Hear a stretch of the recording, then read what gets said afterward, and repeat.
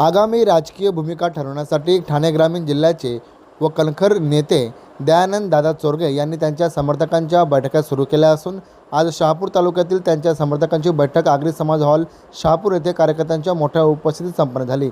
यावेळी काँग्रेसचे अनेक पदाधिकारी उपस्थित होते। दयानंद दादा चोरगे हे जी भूमिका घेतील त्या भूमिकेशी खंबीरपणे मागे उभे राहू असा निर्णय यावेळी उपस्थित कार्यकर्त्यांकडून घेण्यात आला आहे।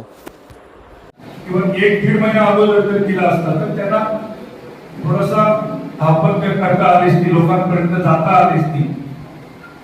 पण 22-23 दिवस असताना ती उमेदवारी सुरेश कांबळेंना दिली। त्यावेळेला बालेमामाला देऊन सुरेश कांबळेला दे, बालेमामाला देऊन सुरेश कांबळेला देऊ अशी परिस्थिती काँग्रेस पक्षाची होती। आणि अवघ्या 1.5 लाखांनी सुरेश कांबळे त्या विनोद पडले आणि परिस्थिती खूप चांगली 2024 मध्ये आली। 2024 मध्ये परिस्थिती आल्यानंतर मी त्यावेळेला जिल्ह्याचा अध्यक्ष होतो। जिल्ह्याचा अध्यक्ष असताना त्यावेळेला भारत जोडो न्याय यात्रा आपल्या या महाराष्ट्रातून निघाली आणि त्यावेळेला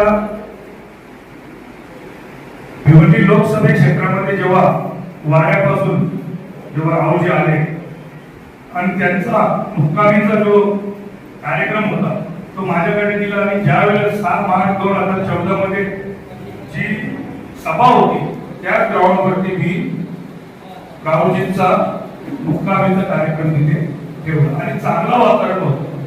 खूप चांगल्या पद्धतीचं वातावरण होता।